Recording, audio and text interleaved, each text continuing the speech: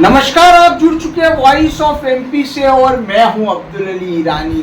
मेरे साथ मौजूद है होम्योपैथिक के चिकित्सक डॉक्टर एमएल जैन साहब। आइए बात करते हैं डॉक्टर एमएल जैन साहब से। पथरी का इलाज जो है महारत के साथ आप करते हैं और आपकी ख्याति दूर दराज तक है। पथरी का दर्द असहनीय होता है, बहुत तेज दर्द होता है और होम्योपैथिक के द्वारा बिना ऑपरेशन के इलाज डॉक्टर एमएल जैन साहब करते हैं। वॉइस ऑफ एमपी में डॉक्टर एमएल जैन साहब आपका स्वागत है। नमस्कार साहब। सर, सबसे पहले मेरा सवाल ये है कि आप होम्योपैथिक में कई तरह के इलाज करते हैं, लेकिन आपकी खास तौर पर कुशलता मानी जाती है पथरी को लेकर। क्या कहेंगे सर, किस तरह से आपने पथरी इलाज की शुरुआत किया? सर, पथरी का इलाज के लिए मेरी वाइफ को प्रॉब्लम हुई थी और मैं उसमें बहुत परेशान हो गया था और उसका कोई उपचार नहीं मिला। अल्टीमेटली मुझे ऑपरेशन कराना पड़ा। उस समय मैं होम्योपैथी में बच्चा था, शुरुआत ही करी थी मैंने, इसलिए मुझे 2 बार ऑपरेशन कराना पड़ा। इवन उस चक्कर में मेरे मिसेस की किडनी भी चली गई, एक किडनी का पूरा ऑपरेशन करके निकालना पड़ा। उसके बाद मुझे लगा कि क्यों ना अपन अपने होम्योपैथी में भी इसका इलाज ढूंढें, क्योंकि मेरी शुरुआत थी उस वक्त। फिर मैंने इसके लिए स्टडी करना शुरू करी, सारे लिटरेचर्स पढ़े, बुक्स पढ़ी और मैंने उस ग्रुप की कुछ दवाइयाँ सिलेक्ट करके निकाली जो पथरी के ऊपर इफ़ेक्टिव होती है। और मैंने फिर एक अच्छा ग्रुप बनाया, उसमें से मैंने 4-5 प्रकार की दवाइयाँ अलग अलग करी। उसमें पथरी को निकालने के लिए पहला मैंने सिलेक्ट करा पथरी को डिज़ोल्व करने की मेडिसिन, कि कोई ऐसी चीज़ जो पथरी को अंदर ही डिज़ोल्व कर दे। तो लिथोट्रिप्टिक इफेक्ट, जो आजकल लिथोट्रिप्सी से इलाज करते हैं, आधुनिक पद्धति जिसे कहते हैं, लेकिन मेरा इलाज वो दवाइयों से मैं लिथोट्रिप्टिक इफेक्ट वाली दवाइयाँ देता हूँ, ताकि पथरी अगर गलने जैसी है, हार्ड तो नहीं गलती है लेकिन सॉफ्ट नेचर वाली गल जाती है। ये मेरा एक्सपीरियंस है, मैं कह सकता हूँ। तो एक वो दवाई देता हूँ, एक वो दवाई देता हूँ जो डायूरेटिक का काम करती है, पेशाब ज़्यादा लाने के लिए। तीसरा, सबसे पहले तो अगर पेन हो रहा है, इन्फेक्शन हो रहा है, तो उसकी दवाइयों का ग्रुप अलग बनाया मैंने कि सबसे पहले उस पेशेंट का दर्द कम करें, उसका इन्फेक्शन कम करें, उसको जो तकलीफ हो रही सीवियर उसको कम करें, ताकि फिर इलाज प्रॉपर कर सकें। फिर जहाँ स्टोन पड़ा हुआ है, वहाँ जो फंसा हुआ रहता है, नलियों में रहता है, पेशाब की नली में रहता है, तो वो बहुत बारीक बारीक और बहुत नाजुक होती है। और पथरी जैसी चीज़ जब खिसकती है तो बहुत ही प्रसव पीड़ा जितना दर्द होता है इसमें भी सेम वैसा ही। तो उस नली को थोड़ा सा डायलेट करने की दवाई देते हैं, ताकि वो थोड़ा फैल जाए, थोड़ा पथरी सिकुड़ जाए, गल जाए और थोड़ा वहाँ जिस जगह पड़ी है वो उसके मसल्स थोड़े लूज हो जाए, थोड़े डायलेट हो जाए, तो पथरी आसानी से सिक सकती है। तीसरा, उसके ऊपर से प्रेशर पड़ जाए, तो वो प्रेशर ज़्यादा, डायूरेटिक दवाइयों से पेशाब ज़्यादा बनेगा। पेशेंट से भी बोलते हैं कि आप लिक्विड डाइट बढ़ा दो। तो ऐसे कंबाइंड इफेक्ट डाल करके मैं पथरी निकाल रहा हूँ और उससे मेरे को सफलता मिली। सर, पथरी को लेकर मेरा एक सवाल ये है कि सर, पथरी का यदि सही समय पर इलाज ना हो तो कहाँ उस शरीर के किन अंगों पर उसका दुष्प्रभाव पड़ सकता है? नहीं, मेनली तो गुर्दे पे ही पड़ता है, ताकि अगर वो स्टोन बड़ा है और नली में आके फंस गया है और उसने उस साइड का यूरिन पूरा ब्लॉक कर दिया है, तो किडनी डैमेज होने की पूरी संभावना रहती है। और मैं मेरे 45 साल में मेरी वाइफ की किडनी जाने के बाद से मैं मेरे हर पेशेंट की किडनी बचाने का पूरा प्रयास करता हूँ। अगर केस टिपिकल है, सारी जांचें करवाता हूँ, जांच रिपोर्टों से, सोनोग्राफी से, एक्सरे से, पेशाब खून की जांच से सारी चीज़ें पता चल जाती है कि किडनी पे कोई ज़्यादा बैड इफेक्ट तो नहीं हो रहा है, हाइड्रोनेफ्रोटिक चेंजेस तो नहीं हो रहे हैं। अगर ऐसा कुछ हो रहा है तो, या स्टोन बहुत बड़े बड़े हैं साइज़ में, 30 mm के भी हो जाते हैं, 50 mm के भी हो जाते हैं। कई स्टोन स्टेगहार्न होते हैं, जैसे अदरक का गठिया हो वैसा, या अपने हल्दी का गठिया हो, ऐसी पथरियाँ नहीं निकलती है, मैं उनको तुरंत रेफ़र कर देता हूँ। और ये मेरा सबसे पहली प्रायोरिटी होती है कि जो केस हो सकता है उसी को ट्रीट करता हूँ, नहीं होने वाले को सेम डे रेफ़र कर देता हूँ यूरोलॉजिस्ट के पास, ताकि वो प्रॉपर इलाज ले सके और उसका गुर्दा बच सके। 45 वर्षों की प्रैक्टिस से कितने पथरी रोगियों का इलाज आपने किया है? सर, थाउजेंड्स में हो गए हैं और 5000 के लगभग पथरियों का निकलने का काम हो चुका है। सर, किसी को 8-10 निकलती है, किसी को 2 निकलती है, किसी को 4-5 निकलती है, किसी को दोनों गुर्दों में होती है, दोनों नलियों में होती है। और कई मतलब मेरे पास तो ऐसा टिपिकल केस भी सबको जब मालूम पड़ती है अगर कोई बात करता है कि मेरे को पथरी है तो 10 में से 8 जने मेरा नाम रेफ़र कर देते हैं। ये एक गुडविल बनी है मेरी, मैं मेरी तारीफ नहीं कर रहा हूँ, बट ऐसा होता है। जी मतलब बॉम्बे तक के पेशेंट का ट्रीटमेंट मेरे यहाँ हुआ, उनकी पथरी भी निकली है। गुजरात से भी आते हैं पेशेंट, महाराष्ट्र से भी आते हैं, राजस्थान से भी आते हैं, एमपी के तो अपना ये पूरा बेल्ट है ही है। सबसे ज़्यादा अगर मैं बात करूँ तो अपने नियरेस्ट गांव जी ये जो है गाँव में बहुत ज़्यादा पेशेंट पथरी के हैं। लगभग मैं 15 से 20 पेशेंट की पथरी तो ये एक छोटे से गांव में के निकाल चुका हूँ। इतने पेशेंट हैं वहाँ पर, और आए दिन वहाँ से पेशेंट आ रहे हैं। और 3-4 mm से लेकर के 18.25 mm तक की साइज़ का मेरा अभी तक का रिकॉर्ड है, जो मैं रिमूव कर चुका हूँ। सर 18.25 mm हाईएस्ट साइज आपने निकाली सर। आपने ये भी बताया दूर दराज के लोग आते हैं। सर पथरी का लक्षण क्या क्या है? उसमें सर सबसे पहला जो सीवियर होता है वो सीवियर पेन होता है दोनों किडनी की साइडों में, लेफ्ट और राइट साइड में जहाँ गुर्दे होते हैं वहाँ पर इतना असहनीय दर्द होता है कि पेशेंट न बैठ सकता है, न सो सकता है, न खड़ा रह सकता है। मतलब वो लौटने जैसी पोजीशन हो जाती है उसकी, इतना सीवियर पेन होता है।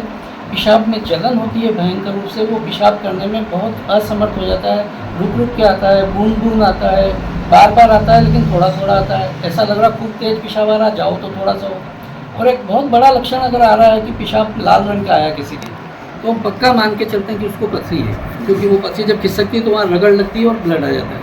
तो पेशाब में खून आ सकता है, पेशाब में पीप आता है, तो ये सब जाँचें खून पेशाब की जांच कराते हैं तो उसमें पता चल जाता है। और फिर ये सिम्टम्स लगते हैं तो फिर सोनोग्राफी कराते हैं, तो पथरी कहाँ पड़ी है, कितनी पड़ी है, कितनी पथरी है, क्या साइज़ है, उसका लोकेशन क्या है, और उसकी वजह से किडनी में कोई डैमेज तो नहीं हो रहा है, वो सब चीज़ें सोनोग्राफी से पता चल जाती है। पथरी के रोगी को क्या सावधानी बरतनी चाहिए? सावधानी में सबसे बड़ी जो गलती करता है पेशेंट वो करता है कि एक तो दर्द ठीक होते से वो समझता है कि मैं ठीक हो गया और दवाई बंद कर देता है, क्योंकि उसका दर्द ठीक हुआ, सिर्फ बीमारी ठीक नहीं हुई। लेकिन पेशेंट को क्या लगता है कि मैं तो ठीक हो गया, और वो इलाज छोड़ देता है। तो वो पथरी तो अंदर ही पड़ी रह जाती है, और वो अंदर ही अंदर वो अगर किडनी को डैमेज कर रही है तो वो करती रहती है, या बड़ी भी हो जाती है। नेक्स्ट वो जब वापस दर्द कभी आता है 6 महीने में, 8 महीने में, तो रिटर्न भाग के आ जाता है, सब दर्द आज मेरे फिर हो गया। तो खाली दर्द का इलाज नहीं करा रहे, पथरी का इलाज करा रहे। तो जी दूसरा पानी का सबसे मेन जो फ्री का ट्रीटमेंट है वो है पानी। पानी बहुत कम पीते हैं लोग, महिलाएं स्पेशली 3-4-5 गिलास में पूरा दिन निकाल देती है, जबकि एक सामान्य इंसान को 12 गिलास पानी पीना चाहिए, और पथरी वाले को 15 से 20 गिलास, 4 से 5 लीटर पानी अगर वो पीता है, लिक्विड डाइट लेता है। और लिक्विड में भी पानी नहीं खाता तो मैं उनको 6 चीज़ें बताता हूँ: पानी, दूध पानी, नींबू पानी, ताज़ा छाछ, पाइनएप्पल का जूस, नारियल पानी, गाजर का जूस। इतनी चीज़ें होती है जो अगर वो लेवे रेगुलर, और 12 से 20 ग्लास के बीच में अगर अपना लिक्विड डाइट बढ़ा देता है, तो ये जो कण होते हैं पथरी के, वो पेशाब के साथ बह करके बाहर निकलते रहते हैं, उनको वहाँ जमने का मौका नहीं मिलता है और पथरी नहीं बनेगी। अगर पानी कम पिया तो पथरी जम जाएगी, कण जम जाएंगे, एक दूसरे के ऊपर चिपक जाएंगे और पथरी बन जाएगी। इसलिए इनको ये चीज़ें ध्यान रखना चाहिए। खाने पीने में अगर पथरी की जांच कराते हैं तो पता चलता है कि वो काय की बनी है, तो वो चीज़ें थोड़ा सा चीज़ों से पथरी बनती है। करीब सब 13-14 चीज़ें हैं जिनसे पथरी बनती है, लेकिन मैक्सिमम कैल्शियम की, ऑक्सलेट की, फॉस्फेट की और यूरिक एसिड की, ये अलग अलग भी हो सकते हैं और इनका मिक्स कॉम्बिनेशन भी हो सकता है। कैल्शियम ऑक्सलेट की हो सकती है जैसे, और ऑक्सलेट नेचर बहुत हार्ड होता है, वो नहीं करता है, उसको तो टुकड़ों तक भी नहीं टूटता, इतना हार्ड भी होता है। तो अगर साइज छोटी है तो मैं पूरी की पूरी निकाल दूँ।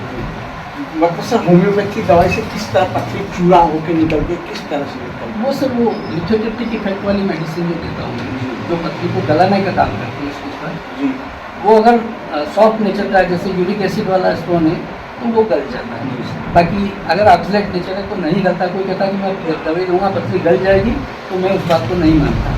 हर पथरी नहीं गलती है, इवन वो जो लिथोट्रिप से तोड़ते हैं तब भी नहीं टूटती, इतनी कड़क भी होती है।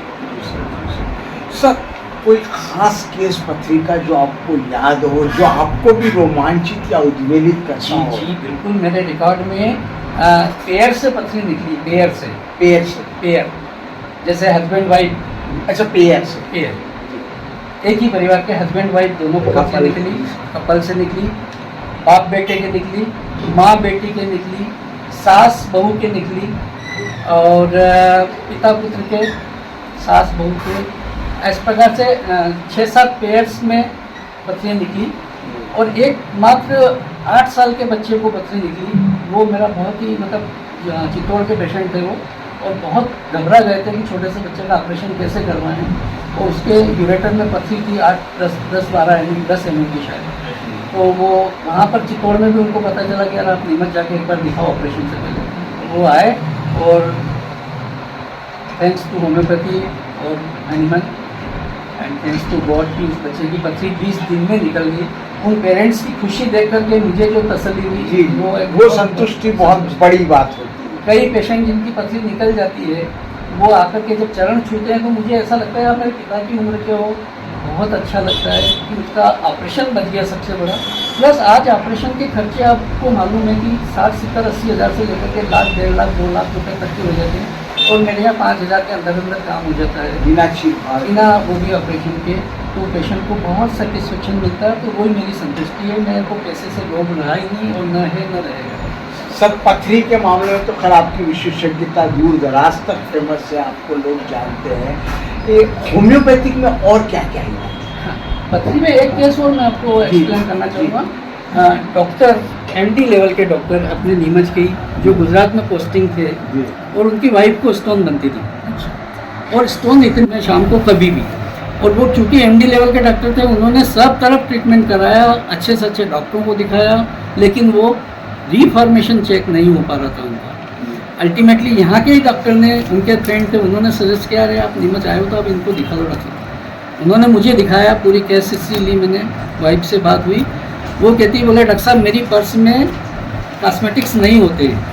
उनकी पर्स में इंजेक्शन देता था, दवाइयाँ रहती थी, खुद अपने हाथ से इंजेक्ट कर लेती थी वो, कि बोले साहब आधी रात में बार बार किसको बोलूँ, कितनी बार बोलूँ। पिछले 2-3 साल से वो परेशान हो रही थी, इतनी ज़्यादा परेशान। बोले डॉक्टर साहब मैं खुद अपना इंजेक्शन लगा लेती हूँ, इतनी परेशान हूँ। और एक मेरा रूटीन बन गया कि मुझे कब पथरी आ जाएगी, कब पेशाब रुक जाएगा, कब निकल जाएगी, ऐसा चल रहा था। वो मेरे यहाँ से ट्रीटमेंट ले गए, लगभग 3 महीने उन्होंने ट्रीटमेंट लिया, और आज लगभग 7-8 साल हो गए उस बात को। उनको कहीं दिखाने की ज़रूरत नहीं पड़ रही है। मैंने एक तो मेन उनका पानी चेंज करवाया वहाँ का, गुजरात में कैल्शियम बहुत था उस पानी में, उस पानी को चेंज करवाया, उससे फ़र्क पड़ा कि उनको रेगुलर सप्लाई जा रही थी कैल्शियम की, वो बंद करवाई, और दवाइयाँ दी टचवुड की। वो पूरी फैमिली को लेकर के मेरे पास आया, और MD लेवल का डॉक्टर आकर के उसकी वाइफ हमारे चरणों पे नतमस्तक हुई। तो मुझे सर बात जो चल रही थी कि होम्योपैथिक में और किस तरह की क्रॉनिक डिसीज जितनी भी होती, पुरानी बीमारी, हमारे पास ज़्यादातर पुरानी बीमारियों के मरीज घूम फिर करके आते हैं एकदम डायरेक्ट।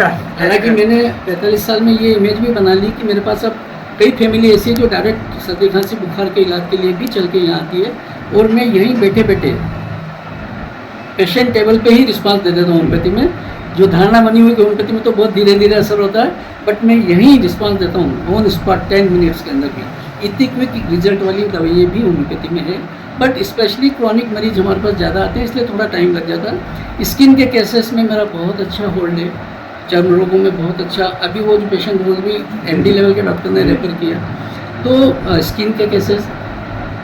ऑपरेटिव केसेस में मैंने स्टोन के अलावा प्रोस्टेट, बहुत सारे प्रोस्टेट के केसेस ठीक किए जिनको ऑपरेशन नहीं कराना पड़ा। पाइल्स के केसेस, फिशर के केसेस, फिस्टुला के केसेस, टॉन्सिल के केसेस, जो ऑपरेटिव केसेस हैं उनका होम्योपैथी में बहुत अच्छा इलाज है, बशर्ते कि मेडिसिन का सिलेक्शन प्रॉपर अच्छा हो जाए। धन्यवाद सर, बहुत बहुत बात करने के लिए शुक्रिया आपका। तो आप थे पथरी के साथ साथ होम्योपैथिक के माध्यम से कई तरह की पुरानी और नई बीमारियां जो है उसका इलाज करने के महारथी डॉक्टर ML जैन साहब। पूरी तरह से आपसे चर्चा करने के बाद ये साफ तौर पर जाहिर है कि पथरी का इलाज किस प्रकार से, किस कुशलता के साथ डॉक्टर ML जैन साहब द्वारा किया जाता है। इसी तरह की और जानकारी के लिए बने रहिए हमारे साथ विनोद गुजर के साथ अब्दुल अली ईरानी। जयराम जी, किशन काका, राम राम भाई, राम राम। क्या दोनों भाई बैठ के क्या हिसाब लगा रहे हो? ऊटी लहसुन के भाव आ गए क्या? अरे नहीं रे दादा, ये अपना रमेश नया मकान बनाने के लिए लोन ले रहा है। हिसाब किया तो पता चला कि लोन का पैसा तो ईंट और रेती नहीं पूरा हो जाएगा, और अभी तो सीमेंट लानी है, सलिया लाना है, और तो ठेकेदार को भी पैसे देने हैं। मेरे तो कुछ समझ में ही नहीं आ रहा कि कैसे बनेगा मेरा नया मकान। अरे किशन काका, कहाँ इन रेत सीमेंट और लाल ईंटों के चक्कर में पड़ रहे हो? मेरी बात मानो तो अपने घर को बाबजी एएसी ब्लॉक से बनवाओ। इसमें ना सीमेंट और रेत की जरूरत होती है, ना ही तराई करने की झंझट। और लाल ईंटों के मुकाबले आपका मकान काफी तेजी से बनकर तैयार हो जाएगा। इससे आपके पैसे तो बचेंगे ही, साथ ही मजबूती ऐसी कि सालों साल देखने की जरूरत नहीं। और इससे आप अपना मकान ही नहीं, कुएं और खेत की बाउंड्री वॉल भी बनवा सकते हो, जिससे रोजरों की समस्या भी खत्म हो जाएगी। वाह भाई, ये तो कमाल की चीज है। फिर तो मैं अपना घर बाबजी ब्लॉक से ही बनवाऊंगा, और मैं अपने खेत की बाउंड्री वाल। ज्यादा जानकारी के लिए स्क्रीन पर दिए गए नंबर पर अभी कॉल करें। बाबजी एएसी ब्लॉक्स, स्टील से मजबूती।